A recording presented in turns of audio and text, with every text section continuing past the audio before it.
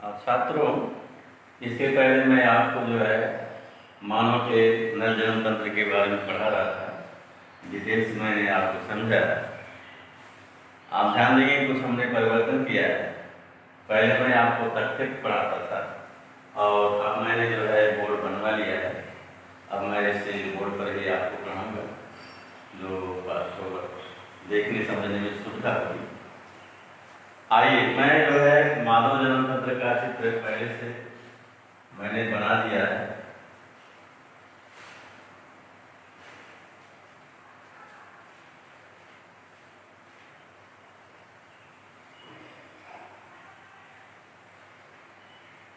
तो ये मानव का मादा जन्म तंत्र है। ये फिगर मैंने तैयार कर दिया है। ये राइट किडनी है, दायां, और ये राइट यूरेटर मोटरवाहिनी है। ये अंडाशय है, ये गर्भाशय पूरा हुआ भाग फंडस है। ये यूट्रस है, ये पूरा भाग यहाँ से लेकर ये यूट्रस गर्भाशय, ये मूत्राशय है। ये लेफ्ट किडनी है, ये लेफ्ट यूरेटर है मतलब मूत्रवाहिनी। फिर गिरेटेड फनल, ये मतलब झालदार ट्यूब, इसके मध्य में से रास्टियम होता है। ये फालोपियन ट्यूब, और जो है इसको, और ये जो है इस्थिमत दूरस्थ शिरा जिसको कहते हैं संयोजक, और तीनों मिलाकर तभी बनती अंडवाहिनी। ये यूट्रस, बॉडी ऑफ यूट्रस, गर्भाशय है। ये गर्भाशय का अंतर दीवार है, जिसको एंडोमेट्रियम कहते हैं। बाह्य दीवार है मायोमेट्रियम। ये गर्भाशय का क्षेत्र जिसको ग्रीवा सर्विक्स कहते हैं, और ये वेजाना यौन है, और यौन क्षेत्र है ये बल्बा है। ध्यान दीजिएगा। तो इस प्रकार से अंडाशय जो होता है 6 भागों से मिलकर बना होता है। कितने सारे? मादा जन्म तंत्र 6 भागों से मिलकर बना होता है। प्रथम ये अंडाशय, दूसरा जो है ये अंडवाहिनी, दूसरा अंडवाहिनी, और तीसरा जो है ये यूट्रस है, गर्भाशय, और चौथा जो है वेजाइना यानी यूं, पांचवा जो है भग है, और छठवां सहायक जन्म तंत्र जो इसमें नहीं दिखाया गया है। तो इस प्रकार से मादा जन्म तंत्र जो होता है ये 6 भागों से मिलकर बना होता है। कितने भागों से? 6। अंडाशय ओवरी, अंडवाहिनी ओविकर, गर्भाशय यूट्रस, और यौन वेजाइना, और भग बल्बा, यौन सहायक जन्म तंत्र, एसेसरी रिप्रोडक्टिव लाइन, जिसमें उसमें मेमोरी ग्रंथ या जो है आस्तन ग्रंथ कहते हैं। इस प्रकार से 6 भागों से जो है मादा जन्म तंत्र जो होता है मिलकर बना होता है। आइए हम चलते हैं अंडाशय के बारे में, हम लोग चलते हैं।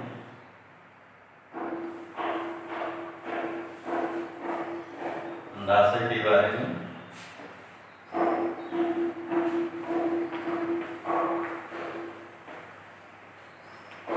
अभी बोर्ड थोड़ा नया है, इसलिए थोड़ा प्रॉब्लम होगा, लेकिन धीरे धीरे सही हो जाएगा, साफ होने लगेगा।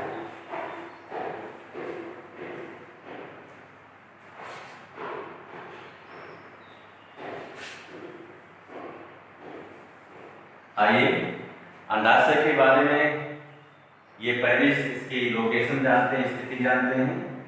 ये कहाँ पर स्थित होता है? स्थिति, पोजीशन। तो स्त्री में कितने अंडाशय होते हैं? 2 अंडाशय होते हैं। कितने अंडाशय होते हैं? 2 अंडाशय होते हैं, जो उदर गुहा यानी पेट के अंदर उदर गुहा में वृक्कों के पीछे यानी वृक्कों के नीचे पीछे की ओर सौण गुहा में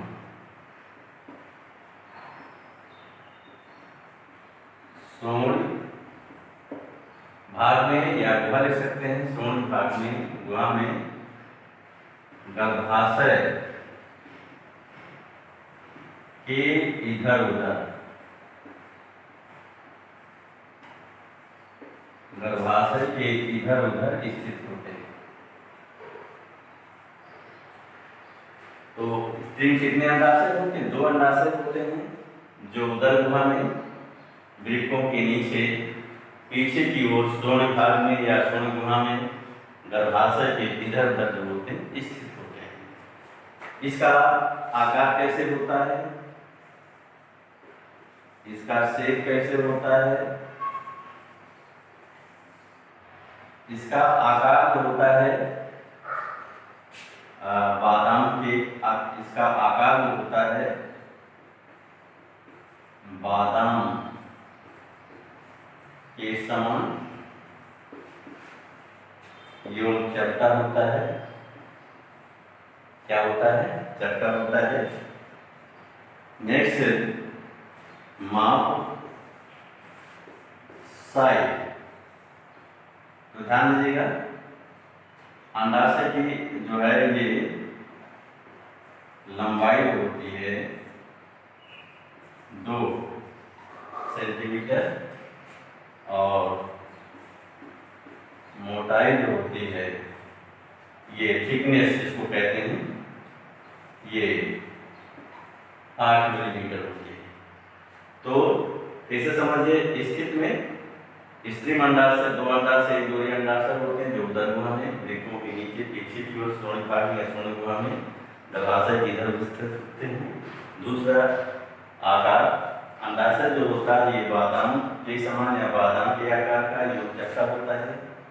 दूसरा माप, ये इसकी जो है लंबाई, गर्भाशय की सारी अंडाशय की लंबाई 2 सेंटीमीटर, ये मोटाई जो होती है 8 मिलीमीटर होती है। अब चलते हैं इसकी उत्कीय संरचना कैसे होती है।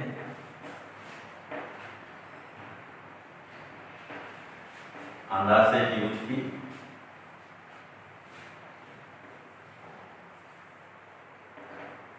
इसकी संरचना के बारे में,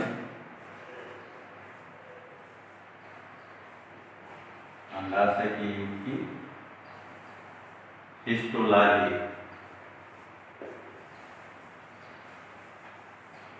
हिस्टोलॉजी ऑफ ओवरी। तो पहले इसमें फिगर बनेगा, बोर्ड बड़ा भी मिल गया है, कोई दिक्कत नहीं है। तो अब हम फिगर बनाते हैं।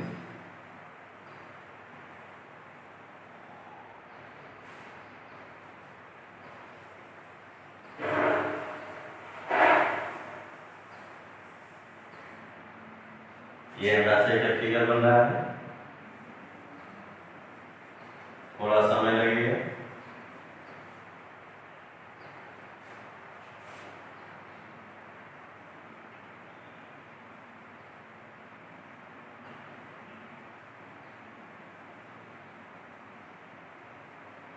चित्र बनाना मस्त है, मैं पहले ही आपको बता चुका हूँ कि जो है जीव विज्ञान में फिगर बनाना आवश्यक होता है। यदि उससे संबंधित क्वेश्चन आता है तो फिर फिगर अवश्य बनाना चाहिए।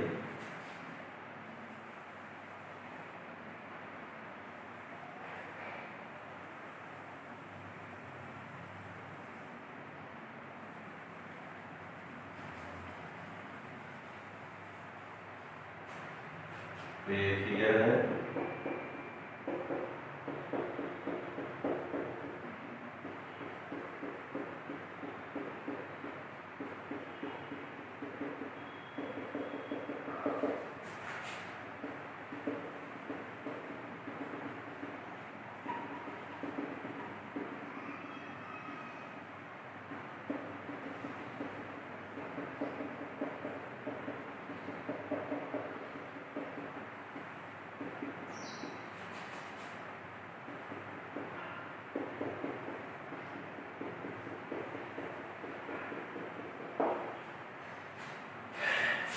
ये है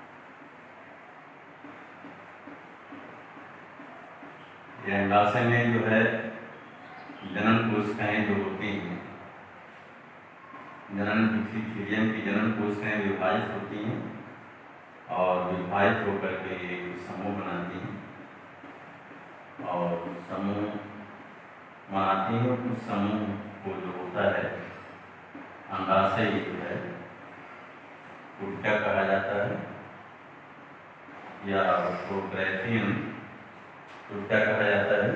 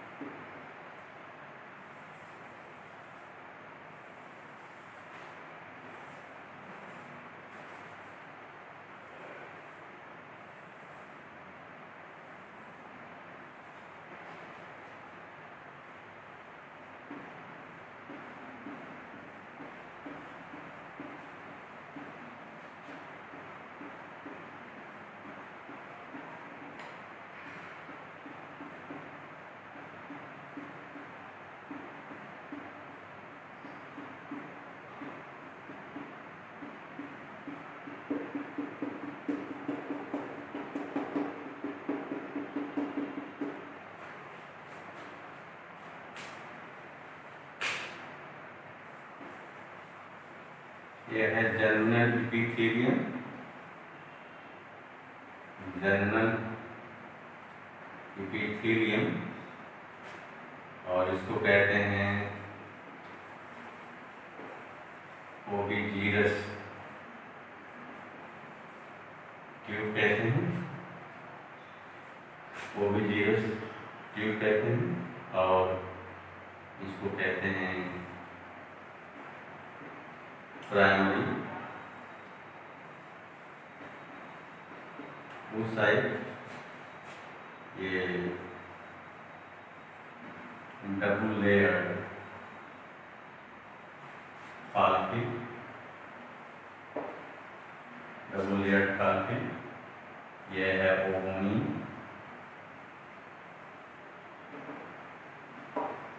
ओवोनी। ये है oocyte, इसको कहते हैं मैच्योर फाल्फी।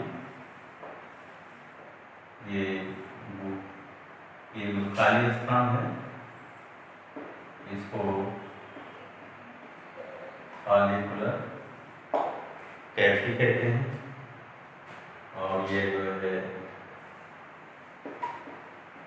ओवम है, ये विट्लाइन मेम्ब्रेन, और ये जोना पेलोसिडा,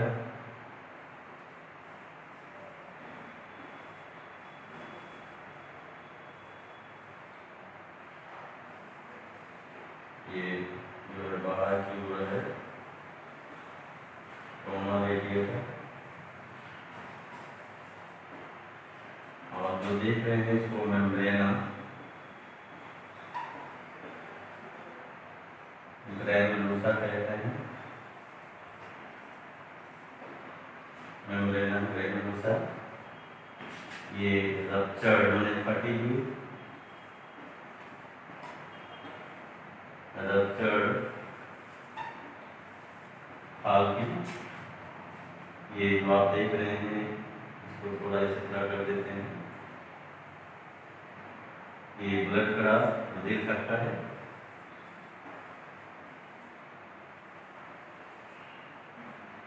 इसको यंग जो है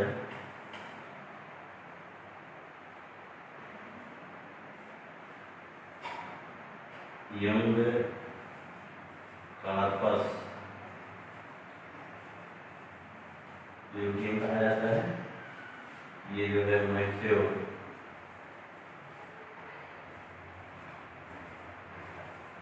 कार्पस ल्यूटियम, इसको कार्पस एल्बिकेंस कहते हैं।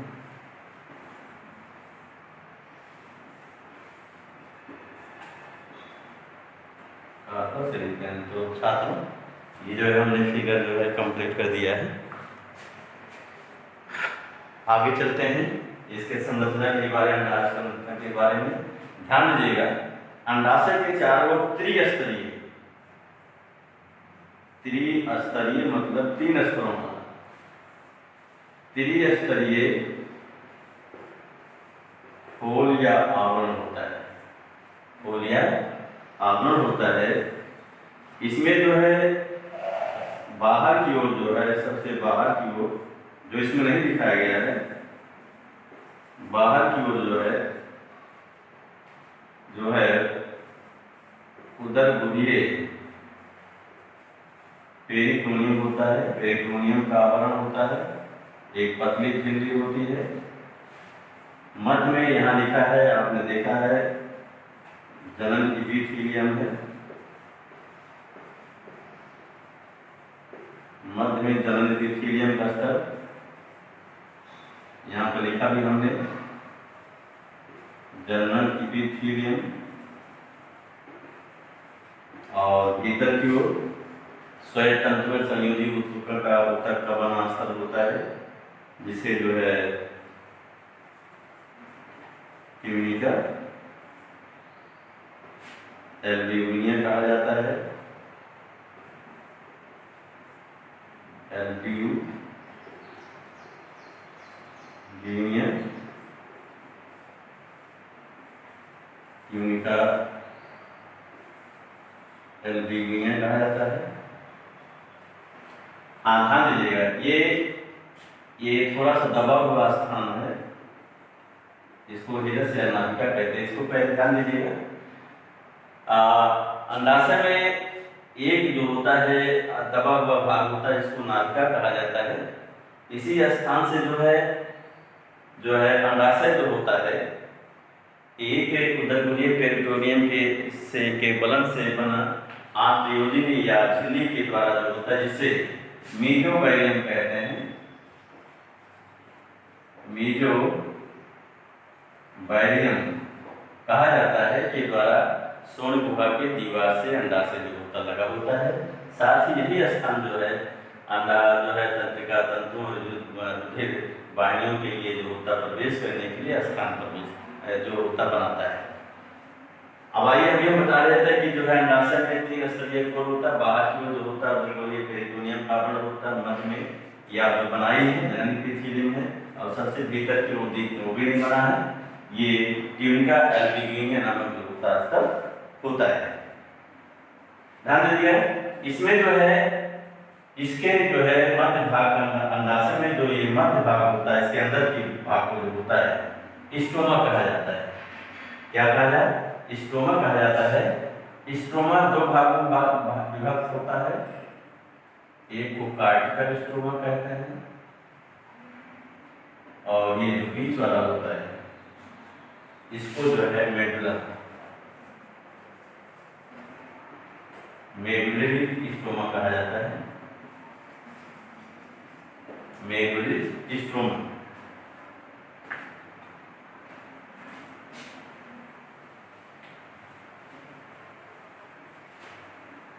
तो अभी मैंने बताया कि अंडाशय के अंदर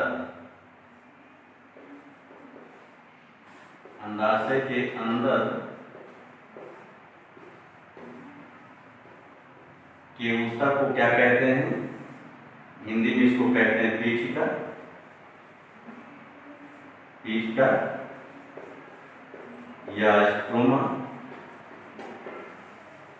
क्या कहते हैं? स्ट्रोमा। स्ट्रोमा 2 भागों में विभक्त होता है। यहाँ प्रथम है कार्टिकल स्ट्रोमा और दूसरा आपने यहाँ हमने लिखा है दूसरा मेडुलरी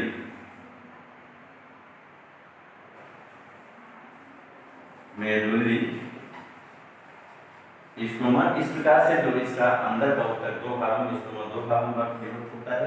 ध्यान दीजिए, कार्टिकल स्ट्रोमा ये बाहर जो होता है जिसमें विभिन्न प्रकार की ये आप जो देखिए ये अंडाशय कोशिकाएं हैं, कोशिकाएं जो स्टोमा वाली जो होती हैं फैली हुई होती हैं।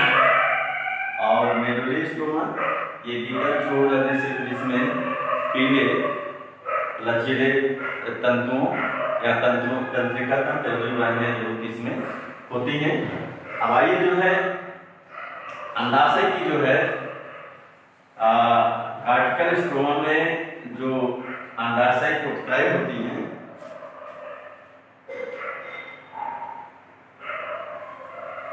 अंडाशय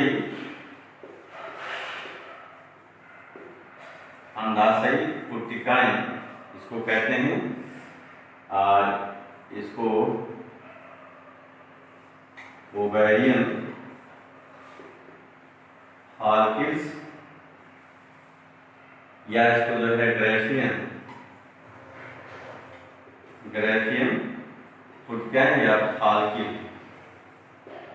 कोशिकाएं कहा जाता है। आइए कैसे बनते हैं, ध्यान दीजिएगा।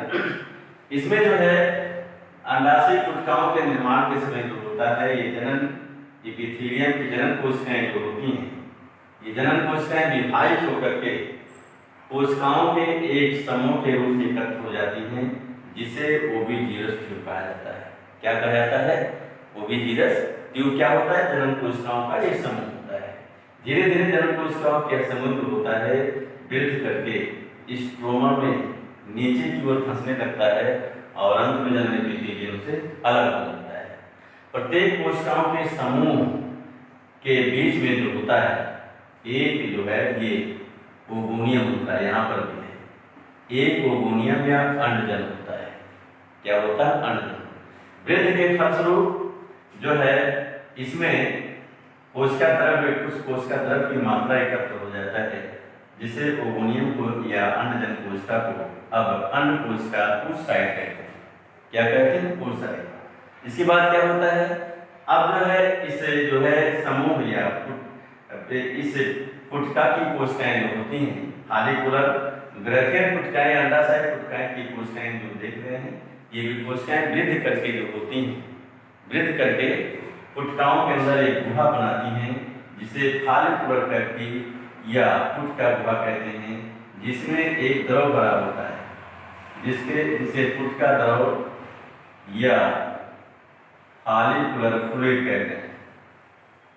क्या कहते हैं? फॉलिकुलर फ्लूइड कहते हैं। अब क्या होता है? अब ये जो है पुटका कोशिकाएं जो होती हैं परिपक्व होकर के जो है एक यौक रहित जो होता है, यानी जिसको यौक रहित जो होता है सूक्ष्म अंडाण का जो होती निर्माण करती है। पूर्ण रूप से परिपक्व जो है पुटका में जो होता है या फाल्किन में जो होता है, एक ये मेम्ब्रेना ग्रैनुलोसा यहाँ पर लिखा है, मेम्ब्रेना ग्रैनुलोसा होता है, यूं फॉलिकुलर कैविटी यानी पुटका गुहा होती है। क्या होती है? पुटका गुहा होती है। पुटका गुहा के भीतर की ओर जो होता है परिपक्व अंडाण होता है, ओवम होता है। क्या होता है? अंडाण। अंडाण के चारों ओर पतली झिल्ली होती है, जिसे पीतक का गठलाइन मेम्ब्रेन कहते हैं। उसके बाहर की ओर एक कला होती है, जिसे जोना पेनिसिला कहते हैं, और फिर उसके बाहर की ओर एक अस्तर होता है, जिसे कोरोना रेडिएटा कहते हैं। क्या कहते हैं? कोरोना रेडिएटा कहते हैं। पुटकाएं जब परिपक्व हो जाती हैं, ये परिपक्व होने पर अंडाशय की दीवार पर आती है। क्या होती है? अंडाशय की दीवार को आती हैं, यहाँ लिखा रप्चर्ड फाइल, अंडाशय की दीवार पर आती हैं और जो है फट करके अंडाण ओवम फट करके जो है अंडाण डिस्चार्ज अंडाण को जो होते हैं मुक्त कर देती हैं, या मादा उर्वरक को मुक्त कर देती हैं। इसके बाद जो है मादा अंडाण के मुक्त होने के बाद पुटका की गुहा में रुधिर का थक्का बन जाता है। क्या बन जाता है? रुधिर का थक्का बन जाता है। और रुधिर के थक्के के साथ जो है पुटका की कोशिकाएं मिलकर के एक पीले रंग की रचना, ग्रंथि रचना का निर्माण करती हैं, जिसे कार्पस ल्यूटियम कहते हैं। कार्पस ल्यूटियम जो होता है ये एस्ट्रोजन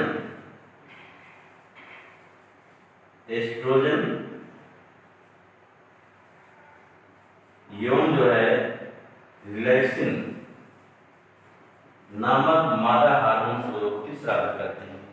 निषेचन होने पर ये कार्पस ल्यूटियम अगर अंडाण और शुक्राणु का निषेचन होता है तो ये कार्पस ल्यूटियम जो होती बनी रहती है, अन्यथा एक धब्बेदार रचना में परिवर्तित हो जाती है, जिसे कार्पस एल्बिकेंस कहते हैं। फिर आइए समझिए, अंडाशय एक ठोस अणु होता है जो 3 स्तरों का मिला होता बना होता है। हमने बताया हमें इसमें सबसे बाहर की ओर उदरगोलीय पेरिटोनियम का स्तर होता है, मध्य में जर्मिनल एपिथेलियम एपिथेलियम का स्तर होता है, और अंदर की ओर सबसे जो होता है ट्यूबिका एल्ब्यूमिनिया का स्तर होता है। इसके अंडाशय के भीतर के उत्तर को जो होता है स्ट्रोमा कहा जाता है। क्या कहा जाता है? स्ट्रोमा कहा जाता है। स्ट्रोमा 2 भागों में विभक्त होता है, दूसरा ये है और प्रथम ये है। प्रथम को कहा जाता है कार्टिकल या बायस्ट्रोमा। इसमें विभिन्न प्रकार की जो है अवस्थाओं वाली पुटका कोशिकाएं होती हैं, और मेडुलरी स्ट्रोमा में जो होता है तंत्रिका तंत्र, रुधिर के कोशिकाएं, ये सभी जो होते हैं इसमें स्थित होते हैं। आइए, ग्रैफियन पुटकाओं का निर्माण कैसे होता है? जनन कोशिकाएं ग्रैफियन पुटकाओं या अंडाशय पुटकाओं के निर्माण के समय विभाजित होकर जनन एपिथेलियम कोशिकाएं विभाजित होकर के या जनन कोशिकाएं विभाजित होकर कोशिकाओं के समूह को एकत्र होती हैं, जिसे ओविजिनस ट्यूब कहते हैं। अब जो होता है वृद्धि के कारण वृद्धि करके धीरे धीरे ये कोशिकाओं का समूह या ओविजिनस ट्यूब जो होता है ये स्ट्रोमा में फंसने लगता है और अंग से अलग हो जाता है। क्या होता है? अलग हो जाता है। प्रत्येक कोशिकाओं के मध्य में जो होता है एक ओगोनियम होता है या अंडजन कोशिका होता है। वृद्धि के फलस्वरूप ओगोनियम में जो होता है कोशिका द्रव की कुछ मात्रा एकत्र हो जाती है, जिससे जो होता है ये अंड कोशिका में परिवर्तित हो जाता है। अब क्या होता है, अब गुटका की कोशिकाएं वृद्धि करती हैं और वृद्धि करती हैं तो इनके बीच जो होती है गुहा बन जाती है, जिसे फॉलिकुलर कैविटी या गुटका गुहा कहते हैं।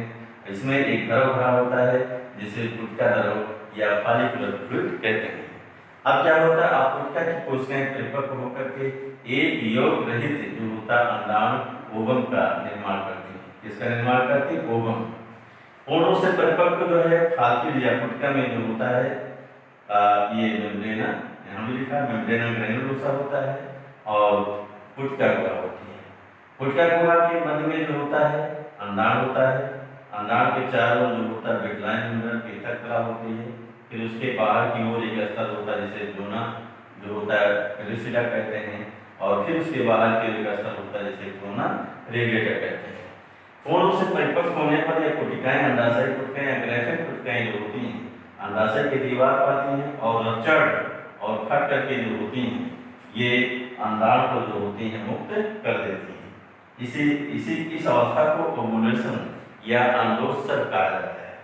इसके बाद क्या होता है, ये फिर जो है गुटकाओं की गुहा जो होती है रुधिर के थक्के से भर जाती है, रुधिर भर जाती है और ये गुटका की कोशिकाएं और रुधिर के थक्के के साथ मिलकर के एक पीले रंग की जो है ग्रंथि दशका रचना का निर्माण जिसे कार्पस ल्यूटियम कहते हैं। कार्पस ल्यूटियम जो होता है एस्ट्रोजन यूरेसिन नामक जो होते हैं हार्मोन को मादा हार्मोन को स्रावित करते हैं। निषेचन होने पर ये कार्पस ल्यूटियम बनी रहती है, अन्यथा जो होती है एक धब्बेदार रचना में परिवर्तित हो जाती है।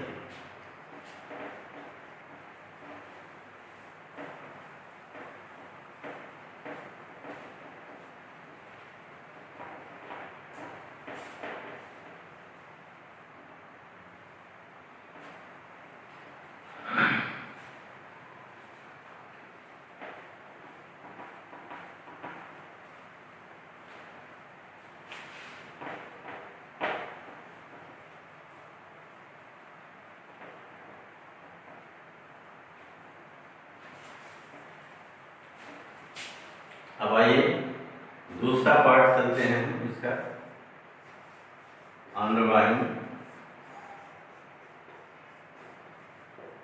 अनबाइंड मादादन दूसरा पार्ट जो है अनबाइंड या ओविलेट है। इसके पहले मैंने अभी आपको चित्र बना के गर्भाशय का चित्र बनाया था, फिर एक बार उसको बना दे रहा हूँ।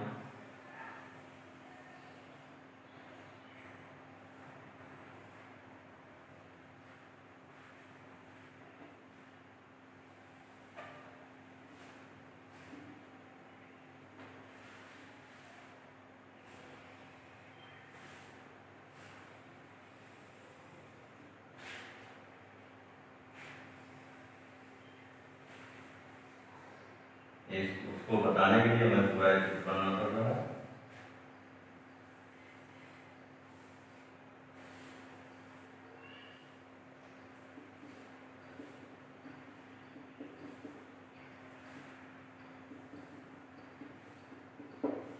ये आस्टियम नामक छिद्र होता है।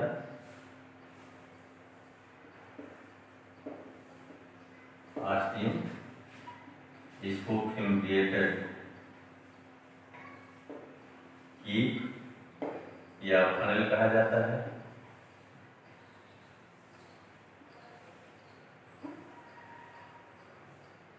और ये बीज को कहते हैं फालोपियन ट्यूब।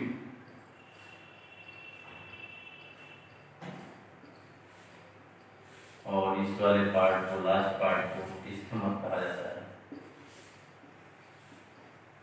और ये तीनों पार्ट मिलते हैं जो बनता है ओविडक्ट, यानी अंडवाहिनी बनती है। क्या बनती है? अंडवाहिनी। ध्यान दीजिए, यहाँ से लेकर के ये यहाँ से लेकर के पूरा यहाँ तक ये अंडवाहिनी। तो प्रत्येक अंडवाहिनी जो होती है 12 सेंटीमीटर लगभग लंबी नलिका के रूप में होती है। इसके रूप में नलिका के रूप में अंडवाहिनी जो होती है ये 12 सेंटीमीटर लंबी नलिका के रूप में होती है, जो 3 भागों में विभक्त होती है। कितने भागों में? 3। यहाँ पर है 1, 2 और 3। ध्यान दे, प्रथम भाग है उसको कहते हैं झालरदार। झालरदार की इंग्लिश में इसको कहते हैं फिम्ब्रिएटेड, और सीरिएटेड भी कहा जाता है, सीरिएटेड फनल। और दूसरे को कहा जाता है जो है फालोपियन नलिका।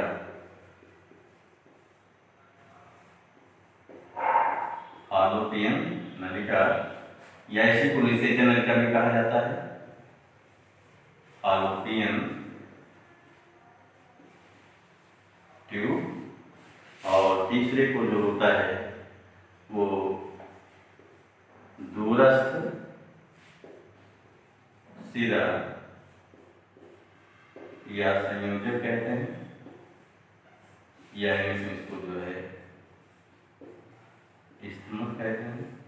तो ध्यान दीजिएगा, ये झालरदार चीज है, ये अंडवाहिनी का प्रथम भाग होता है और इसके चौड़ा भाग होता है, प्रथम भाग होता है। इसके मध्य में एक छिद्र होता है जिसको आस्टियम कहते हैं, आस्टियम नामक छिद्र होता है। इसमें चारों अनेक छोटे छोटे पर्वत होते हैं, इसलिए इसको झालरदार कीट कहा जाता है, फिम्ब्रिएटेड फनल कहा जाता है। दूसरा पार्ट है फालोपियन नलिका। यहाँ फालोपियन ट्यूब लिखा है, फालोपियन नलिका, ये अंडवाहिनी का मध्य भाग होता है। और तीसरा है दूरस्थ सिरा या संयोजक। ये जो होता है अंडवाहिनी का जो होता है ये दूरस्थ सिरा होता है, ये फालोपियन मध्य भाग होता है, और ये स्टमक यानी दूरस्थ सिरा जो अंडाशय इसमें गर्भाशय में खुलता है। क्या होता है? गर्भाशय। इस प्रकार से अंडवाहिनी जो होती है 12 सेंटीमीटर लंबी नलिका के रूप में होती है, जो 3 भागों में विभक्त होती है। प्रथम भाग को यहाँ झालरदार कीट लिखा गया, फिम्ब्रिएटेड फनल ये है, ये प्रथम भाग है। इसमें आस्टियम नामक एक छिद्र होता है और चारों इसमें छोटे छोटे सीढ़ियाँ पर्वत होते हैं जिससे झालर के समान ये दिखती है, इसीलिए इसको जो है फिम्ब्रिएटेड फनल या झालरदार कीट कहते हैं। दूसरा पार्ट है फालोपियन नलिका। फालोपियन नलिका ये अंडवाहिनी का मध्य भाग होता है, इसमें अंडाणु और शुक्राणु का निषेचन होता है, इसलिए जो होता है इसे निषेचन नलिका के नाम से भी जाना जाता है। दूसरा दूरस्थ सिरा, ये जो होता है अंडवाहिनी का सबसे पश्च सिरा होता है, अंतिम भाग होता है जो गर्भाशय में खुलता है। तो छात्रों आज मैं यहीं पर समाप्त करता हूँ, इसके बाद आगे कल चर्चा करेंगे।